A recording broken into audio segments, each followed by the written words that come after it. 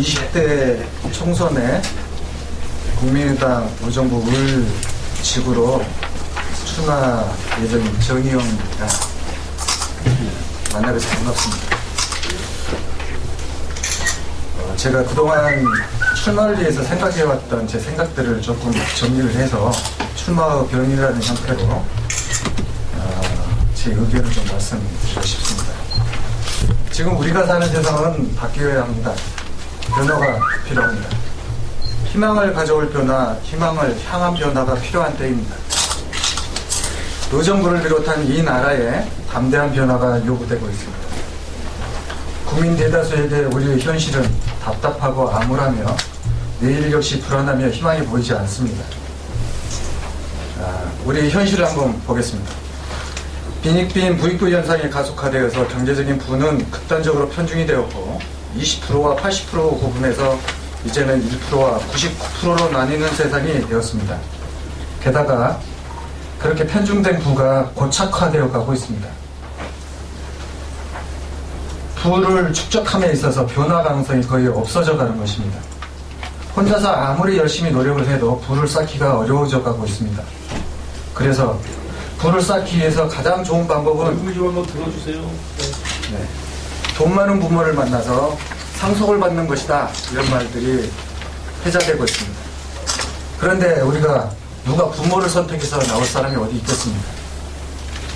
2014년 10월 미국의 월스트리트 저널은 한국의 1조 원 이상 부자 중에서 상속된 부자의 비중이 84%였다, 이렇게 보도를 하고 있습니다. 반면에 미국은 33% 정도였고 일본은 12%, 중국은 0%였다고 합니다. 이처럼 우리나라에서 부는 대부분 그대로 상속이 되고 있다는 것인데, 이는 바꿔서 말하면 가난이 대물림되고 있다, 이런 의미이기도 합니다. 우리나라에서는 더 이상 개천에서 용이 나오지 못한다는 것이죠. 한국은 이제 혼자의 힘으로나 노력으로는 계층을 뛰어넘을 수 없는 사회가 된 것입니다. 우리 젊은이들의 일자리는 태부적이어서 수많은 청년들이 실업자이거나 아니면 아르바이트 등 비정규직에 종사를 하고 있어서 연애도 못하고 결혼도 포기를 하고 있는 실정입니다. 나아가 보육 문제, 사교육 문제, 그리고 전세난 등 주거 문제, 또 무방비 상태로 노후 대책 등 총체적으로 난국인 우리나라에서 정치, 현재의 정치는 아무런 희망이나 해결책을 보여주지 못하고 있습니다. 1인당 국민소득이 2만 불을 넘어서 3만 불을 향해 간다고 하는데 국민의 삶은 팍팍하고 굉장히 힘들기만 합니다. 양극화, 고착화 현상을 비롯해서 많은 문제들을 이대로 놔둘 수는 없습니다. 해결을 위한 변화가 필요한 것이죠. 그러한 변화를 견인할 수 있는 가장 효과적인 방법은 여러 가지가 있겠지만 제가 생각하기에는 정치를 바로서게 하는 게 가장 그래도 효과적인 것이 아닌가, 이런 생각이 듭니다. 정치가 바로서게 하기 위해서는 우선적으로 깨끗하고 청렴한 정치, 개인 영달이나 기득권 유지 또는 권력을 누리려는 욕심이 아니라 진정으로 국민에게 봉사하려는 정치인, 행복이라는 지향과 사명감을 갖고서 정진하는 정치인이 정치를 하도록 해줘야 합니다. 즉 우리의 정치와 정치인이 바뀌어야 하는 것이죠.